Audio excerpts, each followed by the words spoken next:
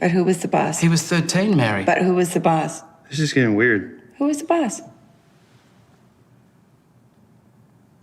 Who? I'm pursuing the relationship. Who was the boss?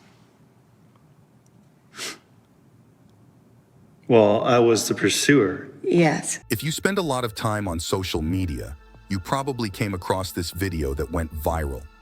In this clip is Mary Kay Letourneau and her husband, Vili Fualau. Without knowing the context, this video might be just an interview of a couple. They seem to be a normal husband and wife at first glance, but they started being in a relationship when she was 34 and he was 13. In the tangled web where love blurs with mistakes, we're thrust into a whirlwind of moral dilemmas, legal boundaries, and raw emotions. At the heart of our tale is a controversial couple whose story forces us to confront the uncomfortable reality of a young soul entwined in an unequal relationship with someone who should have been a guardian, not a lover. Mary Kay was one of 7 children born to white, wealthy, privileged, extremely conservative parents. Her father, John Schmitz, was a notorious public figure and was an extreme right-wing congressman from Orange County, California in the early 1970s. He was known for his anti-Semitic, homophobic, and misogynist public remarks, and was even banned from the notably extremist John Birch Society for being too extremist. In her youth, Mary Kay was subjected to her father's shadow, but she was never into politics, and she did not let the controversy riddle her youth. She was pretty and popular, and married her childhood sweetheart, Steve Letourneau, and had 4 children.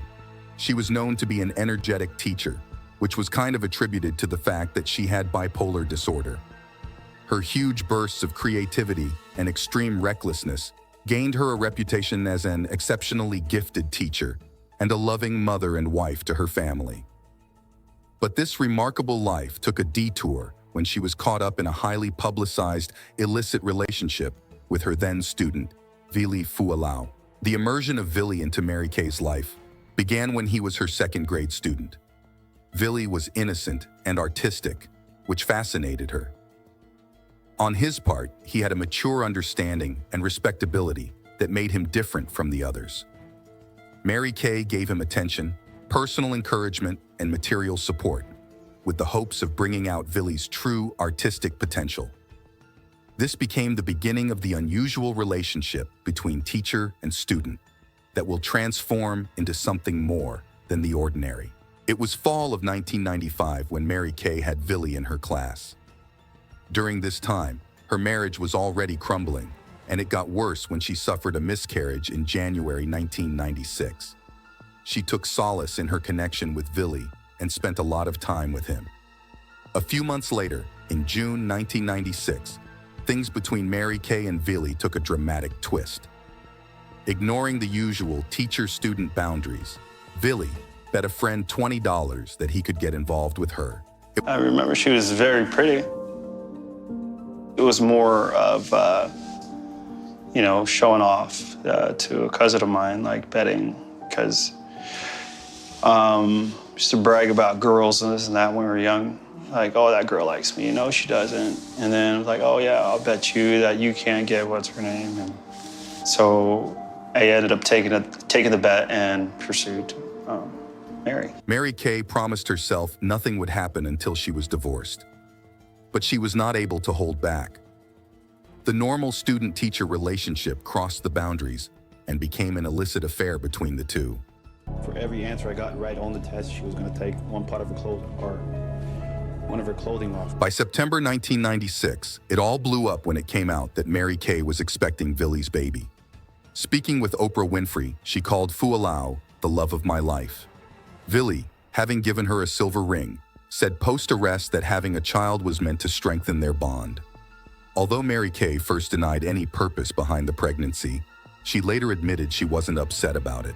She told me once that she loved me for the man I am and for the man I almost am.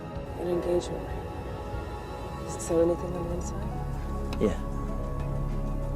It says, I'll be there. These incidents don't just highlight a serious overstep of professional and ethical boundaries, but also put a spotlight on the tactics Mary Kay used. isolating Vili from his friends, taking advantage of his admiration towards her, and abusing her position of power over him.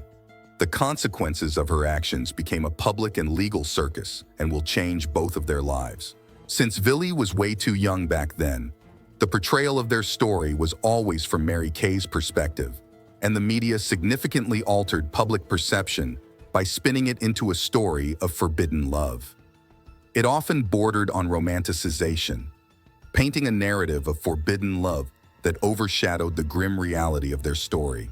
The whole controversy unraveled when in February 1997, the affair surfaced when Mary Kay's then-husband, Steve, found love letters meant for Vili. This was also the time when it was revealed that Mary Kay was pregnant, making the situation even more complicated. Because of the discovery, Mary Kay was arrested and faced the consequences of her actions legally. In May, she gave birth to a baby girl named Audrey behind bars. During the 1997 trial and sentencing, public discourse somehow undermined the gravity of her actions.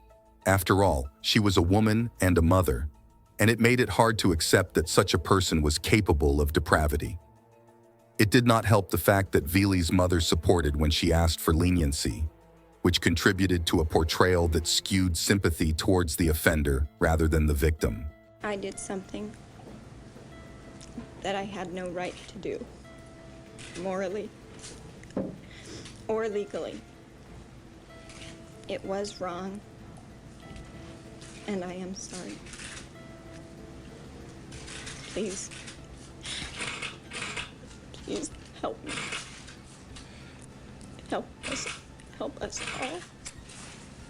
Judge Linda Lau sentenced Mary Kay to 7.5 years, but the majority of it was suspended, with only 6 months to serve.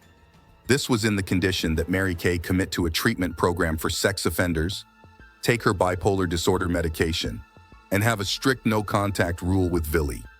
But prosecutors knew Mary Kay could not be trusted, and it was proven days before her release.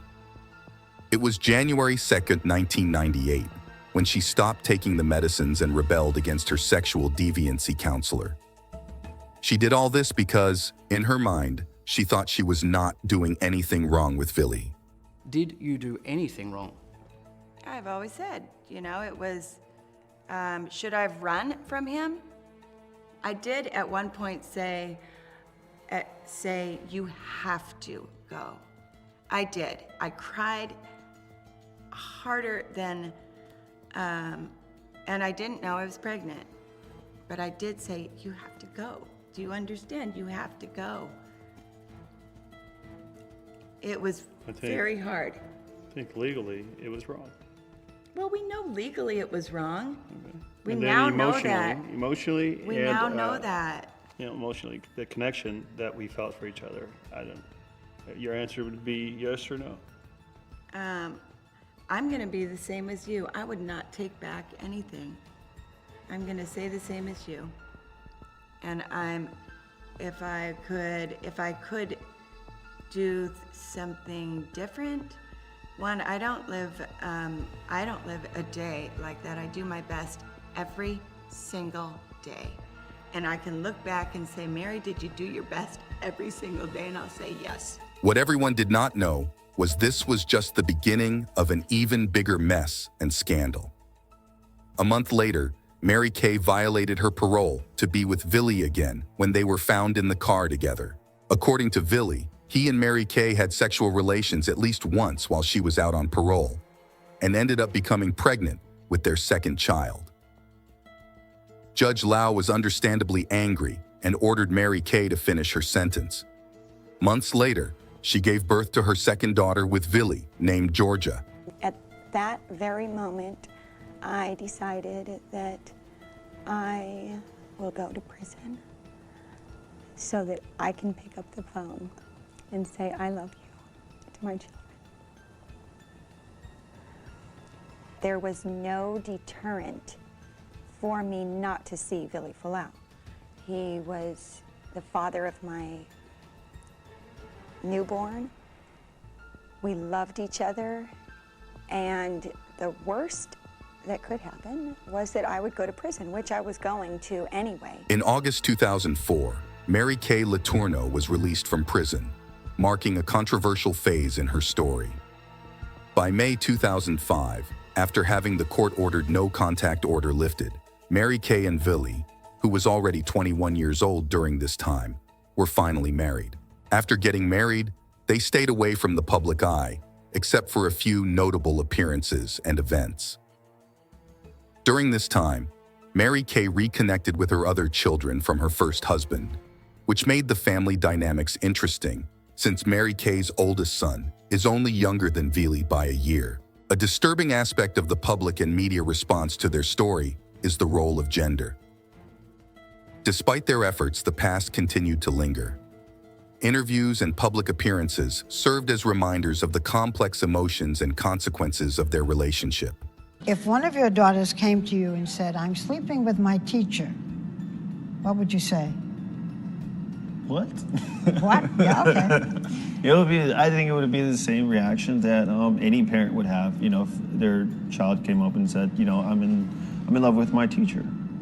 What about if they said they were sleeping with anyone? I don't know really how to deal with it. I don't know if enough time will ever pass where it will take away what the media did to our story, because it was so big and they ran with it so fast. There is a story of us that has a life of its own, but it's not our story. In the end, after everything that happened for over a decade, Billy filed for separation in May 2017 due to previous transgressions, public interest, and personal struggles.